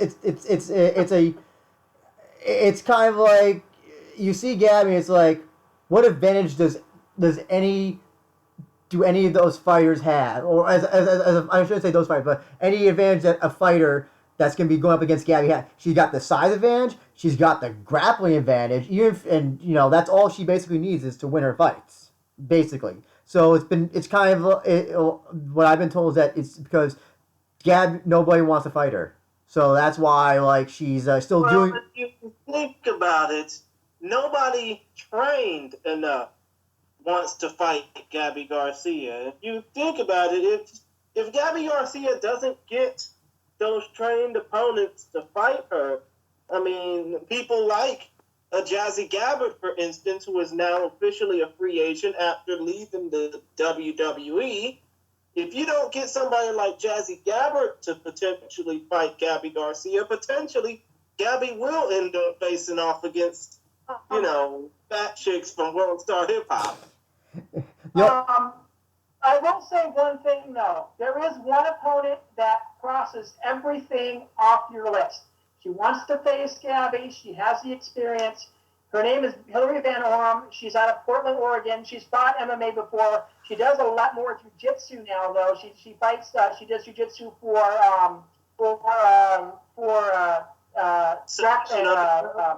National Underground. And I'm friends with her. I've met her before. She wants to fight Gabi in MMA. So it would be nice for her to maybe get that rub. She said that she wants to face Gabi, and she does have experience. And she's I think she was a brown belt for quite a while. I don't know if she's made her black belt yet, but she wants to face Gabi in Rizin. She wants to face her in MMA. So that's probably one person that flicks all the boxes. She wants to fight her. She has the experience, and she's on par with in terms of jiu-jitsu with Gabi. So I'd love to see if Rizin would be more than happy to do that. And the other opponents who I know who have not been asked, or I should say one has been asked, but the others have one of them's already. I'll just say the opponents that I know of that would also face her. That Lady Tapa said she wants to rematch Gabi. She's been saying that for ever since the first fight. Almost 5 years ago. Yeah, Shinobu Kandori, which I know you don't want to happen, Christian, but I want to happen. Oh, fuck. I really do not want to see the Shinobu Kandori fight happen, because if anything, the last thing, especially after that Yumiko Hata fight, the last thing that Gabi Garcia needs to be made again is into another damn internet meme. And the other person who openly says she'll fight Gabi is former Bellator featherweight champion Julia Budd, which I think is no, hell no. no. I mean, I get the fact that she went 5 rounds with Chris Cyborg. I get that, but if she faces off against Gabi Garcia, she's gonna get flattened in less than 90 seconds. What do you think, MarQ? I think it would be an interesting fight just because Julia has great counter wrestling. Yes. She has a striking behind her too. She's a Muay Thai fighter, so I think that helps her out. Actually, I think it's a lot closer than you think it is because I don't know how Gabi's striking is. It's basically her coming up to her and coming to her opponent and getting her down to the mat. Once you're down to the mat, then it's over. But you look at Julia Budd; she has a lot of great counter wrestling in terms of her thing. That's what she's really kind of known for. So, I think it'll be a closer fight than everybody kind of thinks it is. It's just that the weight's going to be a huge problem. Yep. In terms of people that also want to fight her, wasn't there a gal that was out of American Top Team, a big, tall boxer that you want to fight? Katja Kavaleva. Yes. Yeah. I forgot about her. I haven't heard anything since she challenged Gabi. Well, she made the challenge to Gabi. Christian, also there's another fighter. I think Primal Sarah Patterson still wants to face her. Oh, interesting. So, Kavaleva, she was the name that I remember other than was the biggest name that I remember that Gabi before Julia Budd that said she wanted to fight Gabi. Anything happened to her? What's been happening since I guess she made her challenge? Do you happen to know anything? Maybe nothing? I think she's been ready. I think she and Oksana Gagloweva, the Gladiator fight team, both of them have been pretty much radio silent on, opportunities to face off against Gabi Garcia. As far as Sarah Patterson goes, I don't know if she's, reiterated her opportunity in wanting to challenge Gabi Garcia, but either way, either of those 3 fights would be a hell of a lot more interesting than Shinobu Kandori or Julia Budd, no disrespect. Yes, it would be a hell of a lot more watchable than Gabi Garcia beating up some world star chick. It's funny you bring up Gagleva. She hasn't done anything since that Gabi fight. Nothing. Zero. As far anything memorable, I'll say. Or kind of surprising, really, if you think about it, that she hasn't done anything since then. What about MarQ? What about Gabi getting involved with, say, a quintet or something? That's what I want to see. I kind of want to see her be a part of the women's quintet team or something. Was that something that you would like to see Gabi do?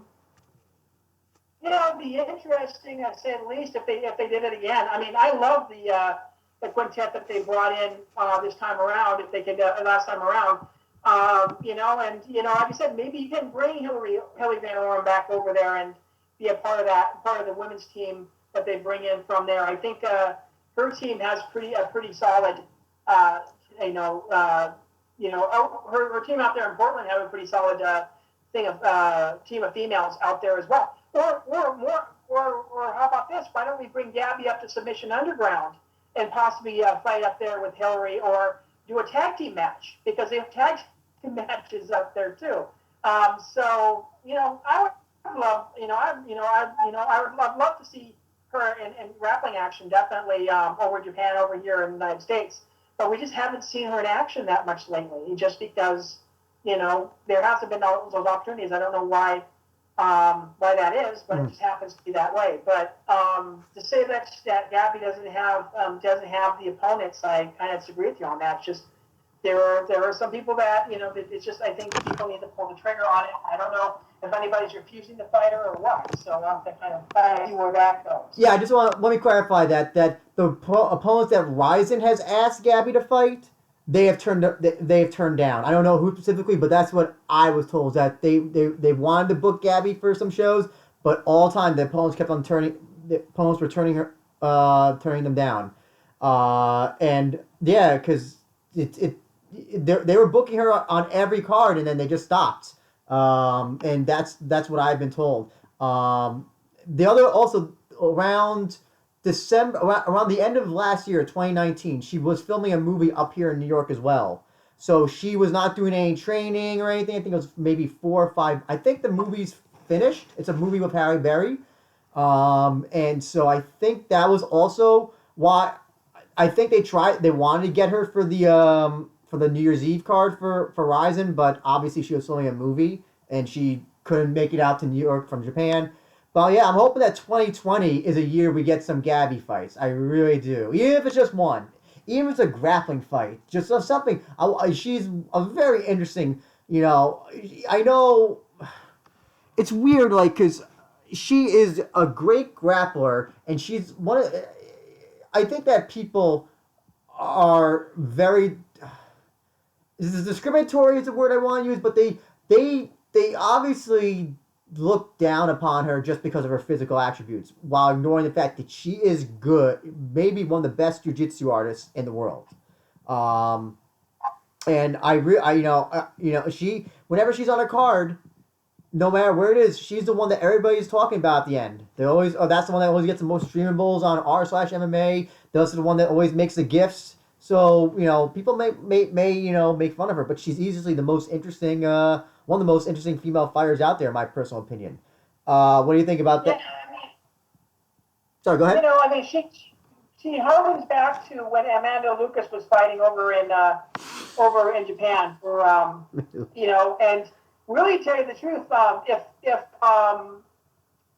Amanda didn't get pregnant, she was all the way. She was actually cutting weight down to 145. Her last fight was actually at 155. She had cut down to 145, thinking it was going to be a 145 fight, but they decided to go ahead and let her opponent be at 155. So she actually cut a little extra weight for that last fight. But I've been hearing inklings from Amanda that she might want to get back into it. I don't know if a Gabi fight would be. I think a Gabi fight grappling would be fun, and I think Japan would absolutely love it. I don't know if she'd want to go an MMA fight with her, but a grappling fight with Amanda Lucas versus Gabi Garcia in grappling over in Japan will go over very, very well.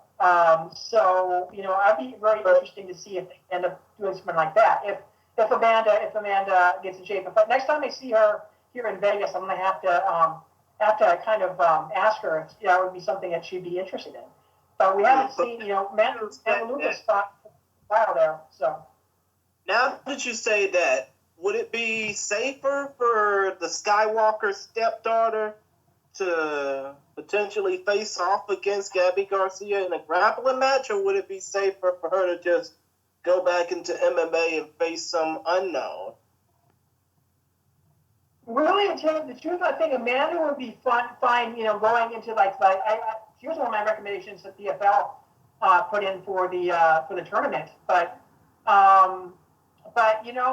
I think the more money and the more prestige would go to grappling Gabi over in Japan. She would have a bigger crowd for that. I think they'd pay better money for that versus having to come here to the States and maybe, if she was going to fight here in the States, I would assume that this is what I think. I remember her saying something about this. If she wanted to fight MMA again, she would want to fight in Invicta first, is what she had told me. I think she had said somewhere on her Twitter or something like that a couple years ago. So don't quote me on that, but that was what I seem to remember her saying. So I think she would get more money over in Japan, and I think she would get a little bit more prestige if she fought maybe Gabi over there and kind of kickstart her MMA career that way.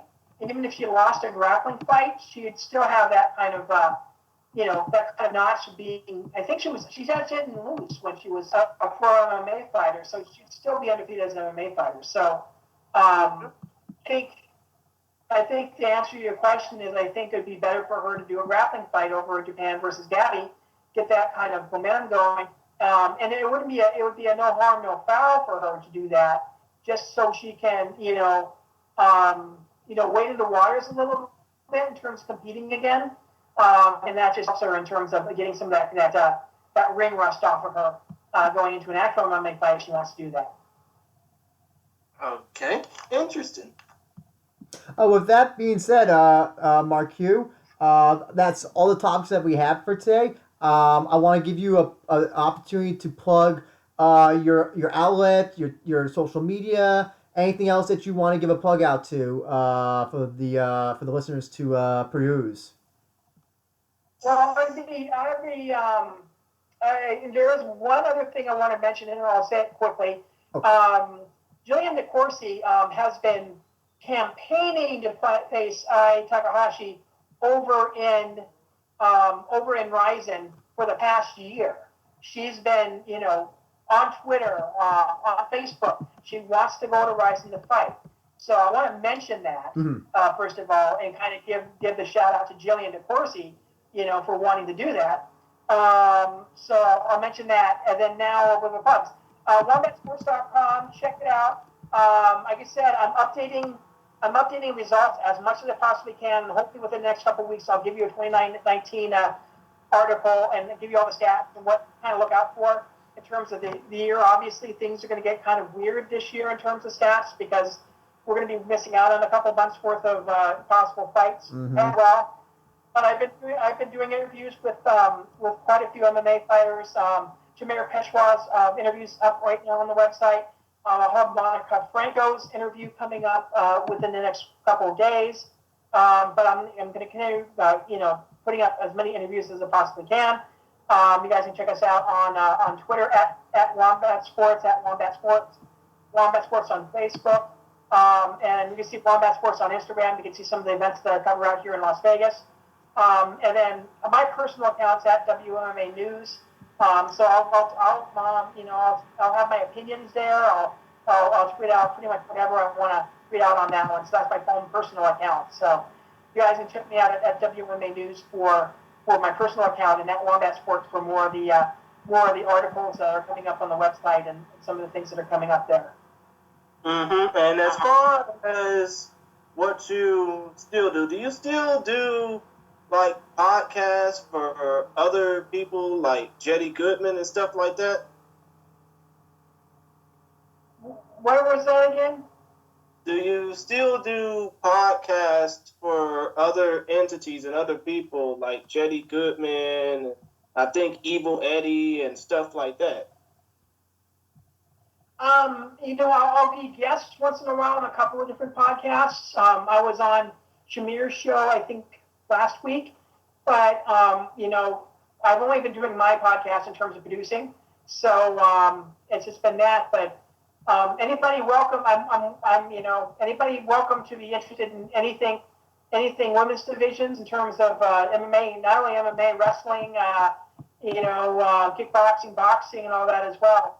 I'm more than happy to be a guest on that as well. And I may have a documentary coming out within the next couple of weeks as well on the expansion of girls and women's wrestling here in the United States, which is an interesting thing because it's a gateway for a lot of these girls to make their way into the mixed martial arts realm. So I'll have more information on that on Wombat Sports coming up in the next couple of weeks.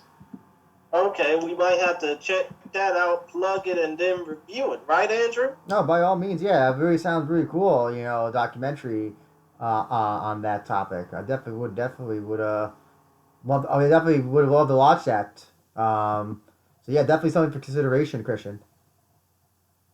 I see, and that's all the plugs you got. I mean, is that all the plugs you got, Mark? Yeah, pretty much. Just go to WombatSports.com. We'll have a bunch of stuff up there in the coming weeks, and I'm chugging along, kind of updating the website as we go. So definitely check out everything on WombatSports.com. Okay, cool. Other than that, might as well go ahead and get my plugs out the way. If you like what you heard, you can follow myself and Andrew respectively on Twitter. I'm at ChrisGary92. Andrew is at ABenja1. The show Twitter is at We Are Rising Pod, WeAreRizin PLD, all in one word. As far as Focus Fights is concerned, we cover prospects from all around the fighting globe. the scenes of 6 of the 7 continents in the world, with the exception of Antarctica, will be emphasized. Currently, you can like Focus Fights on Facebook and follow them on Instagram at Focus Fights. For some odd reason, the Twitter account is now, the Twitter account's down. I don't know what the fuck's going on with that. Need to get that reactivated. And if you want to check out the YouTube channel, it's available via searching on Google or YouTube under parentheses Focus Fights. Because if you search for it without them, you're going to feel lost. And also, don't forget to subscribe to youtube.com. Well, actually, no. Check us out. Check this podcast out on Stitcher, SoundCloud, YouTube. And hopefully soon, if I can persuade Andrew to get on Podbean or some other streaming service of choice, we'll be free to give this podcast to y'all and have y'all listen so y'all can listen to them. So y'all can listen to us on all podcast providers or carriers or whatever the hell y'all choose. Because y'all need something to listen to during this pandemic, during this quarantine hell, so to speak. Oh, and also don't forget to check out the MMA Opinion, the best damn Facebook blog for MMA, facebook.com/the MMA Opinion. And as far as deep jewels go, and I'm doing the best that I can trying to, get their information up. While you look that up, Christian, I'm just going to also plug the Rizin FF Discord channel where you can talk things all Rizin and JMMA and JK. Oh, yeah. I can do that while I try and get these plugged out for Deep Jewels. Yeah, just go on Discord, look up Rizin FF, and you'll be able to find it very easily. Okay, cool. And as far as Deep Jewels go, they are on Facebook. Facebook.com/Deep Jewels. On Twitter at Deep_Jewels. Their YouTube channel shared with Deep FC is youtube.com/user/Deep2001TV. But, all in all, we thank y'all for listening to this podcast. We're glad that y'all are even listening to anything other current. Damn it, what am I saying? We're glad y'all are listening to anything other than, constant COVID-19 talk, and we understand that this is a crazy-ass pandemic. But we just want to be here to, help y'all ease the stress and help y'all get more in touch with some good old Japanese combat sports. We thank y'all for listening to us. We thank y'all for being a part of the movement, the fandom, and we thank y'all even more for joining us on the We Are Rising podcast. Until then, peace, my peoples, in one love world. Stay safe, drive carefully, take care of others, and vice versa. And remember, as Lenny Hart, the legendary Lenny Hart, who's going to be celebrating her 20th anniversary in combat sports very, very soon, always likes to say, in a second. Damn it. See, this is why I always have to try and be prepared doing this shit. But still, as the great Lenny Hart, who is going to be celebrating her 20th anniversary in combat sports very, very soon, always likes to say,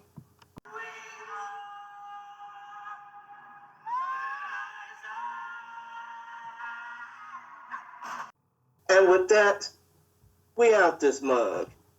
Talk to y'all later. Thank you for joining us, MarQ. Peace out.